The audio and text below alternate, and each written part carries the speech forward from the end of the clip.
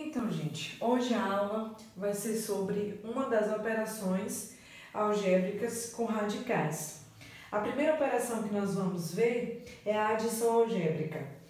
O nome dá-se adição algébrica porque você pode ter uma soma e uma subtração misturadas em uma mesma expressão numérica, como acontece nesses dois exemplos que eu coloquei aí em azul, tá certo?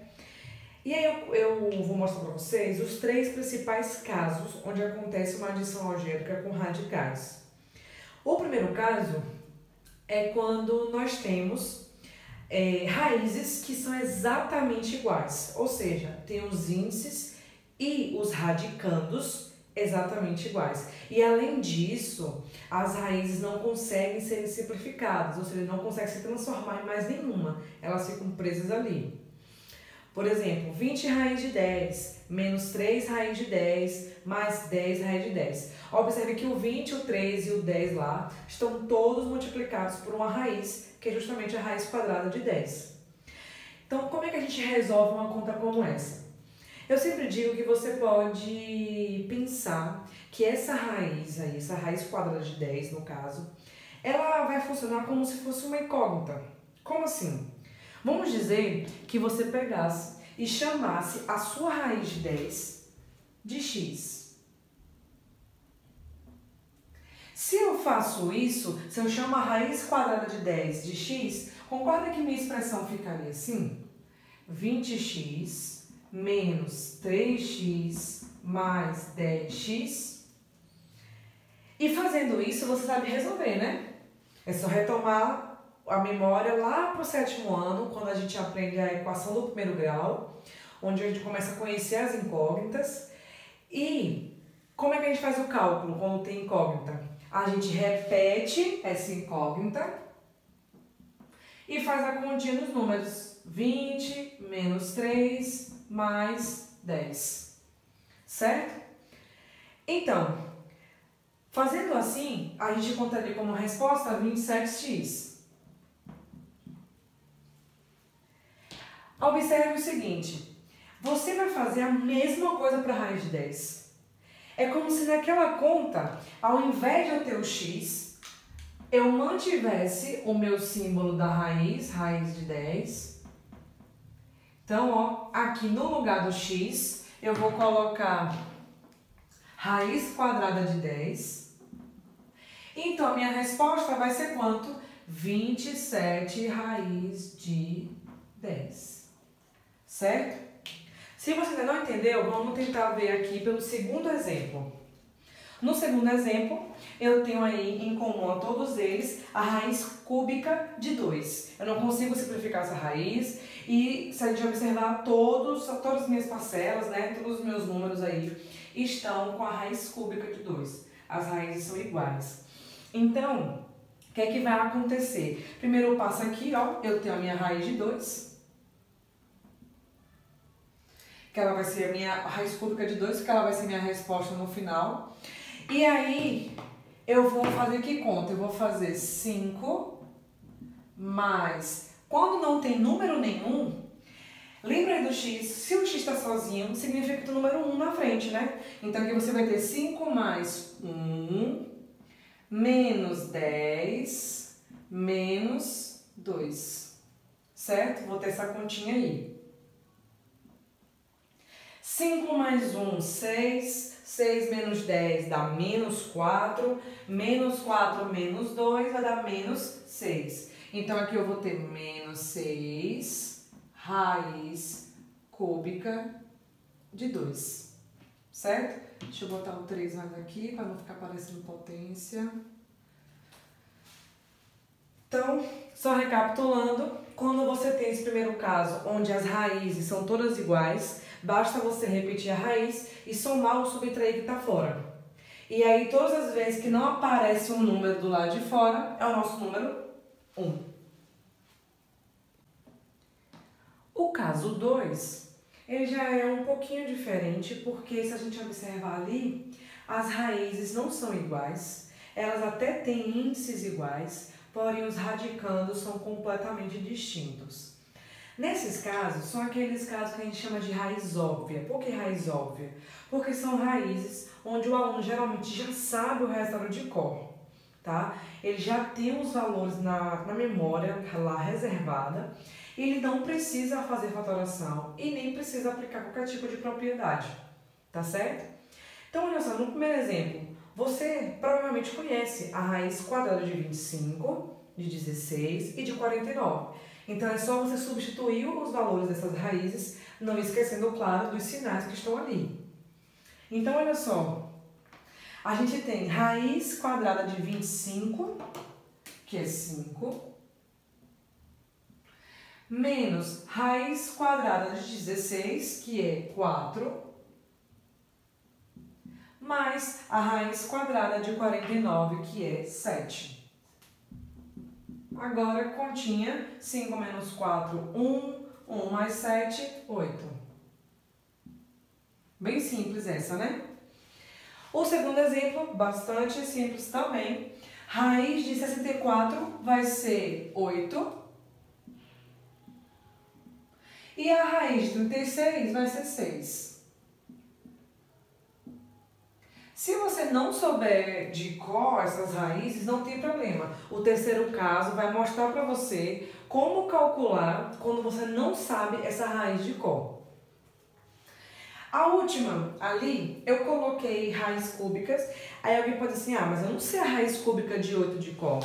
Tudo bem, mas é porque a raiz cúbica de 8 aparece tanto em questões, tanto, que chega uma hora que alguns alunos já sabem a resposta, tá?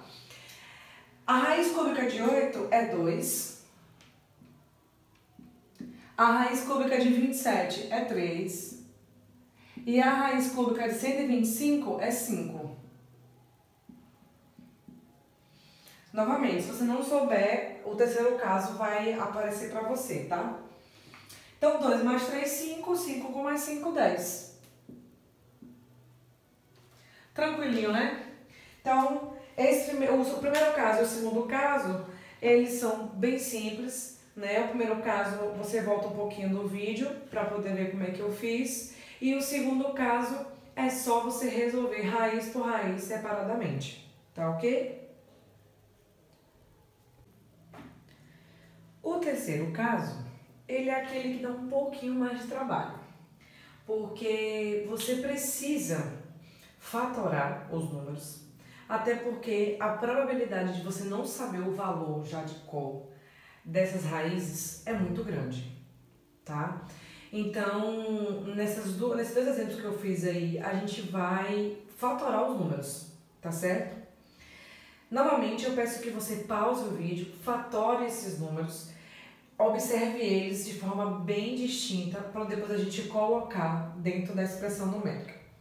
No primeiro exemplo, eu vou fazer as duas fatorações, tá? Mas no segundo exemplo, já vou deixar que vocês tentem fazer sozinhos. Então, olha só. A raiz do número 75 e a raiz do número 48. Antes de mais nada, observe que nesses dois casos aí, os índices são os mesmos, né? Só mudou quem? O radicando. Muito semelhante ao caso 2. A diferença do caso 2 para esse é que no caso 2 você geralmente já sabe a raiz de cabeça. E o caso 3 não, tá? Mas é como se fosse o mesmo grupo de raízes. Então, vamos lá para a fatoração? Relembrando, ó, eu vou pegar aqui e vou transformar esse e esse.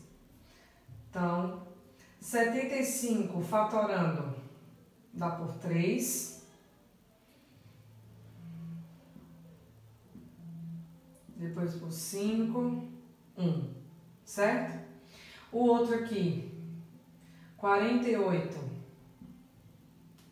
por 2.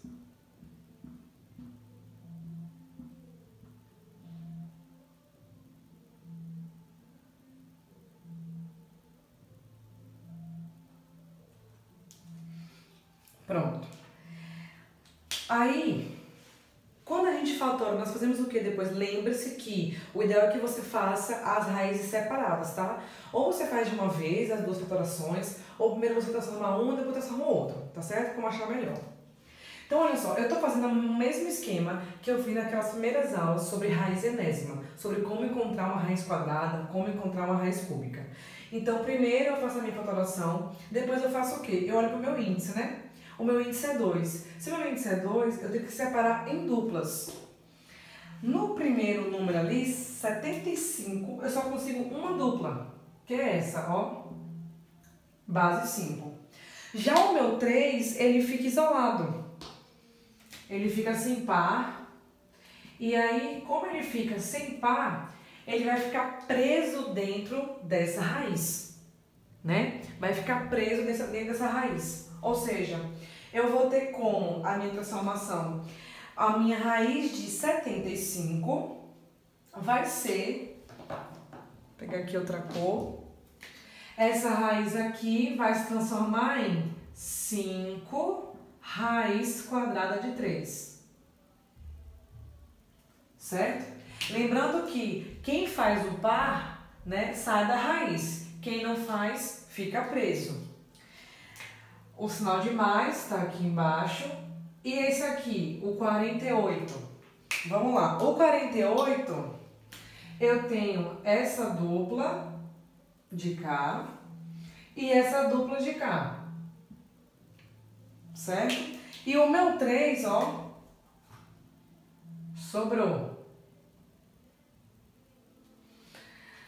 Ou seja, quem que vai ficar fora da minha raiz? Vai ficar o primeiro 2, vezes o segundo 2. E aí, no final, eu vou ter quem? A raiz de 3 presa, né? Ou melhor, o 3 preso na minha raiz. Então, vamos lá fazer a conta, ó. 5 raiz de 3, mais 2 vezes 2, 4. Então, aqui vai ter 4 raiz de 3. Olha só, chegamos aí no primeiro caso, né? Primeiro caso, onde eu tenho raízes iguais, que é a raiz quadrada de 3, e nas duas parcelas. Então, o que que eu faço nesse caso? Eu vou somar quem está do lado de fora, ó. Por que somar? Porque eu somo demais aqui. E repetir a raiz. 5 mais 4, 9. Então, 9 raiz quadrada de 3. Ok? Deixa eu chegar um pouquinho pra cá, que saiu cortado 9 raiz de 3. Pronto. Aí. Tá ok? Vamos agora para o outro lado, tá certo? Então, raiz cúbica de 16. Como eu falei pra vocês, eu vou fazer um pouquinho mais rápido essa, porque você tem que fazer o mesmo processo da outra, fatoração, tá bom?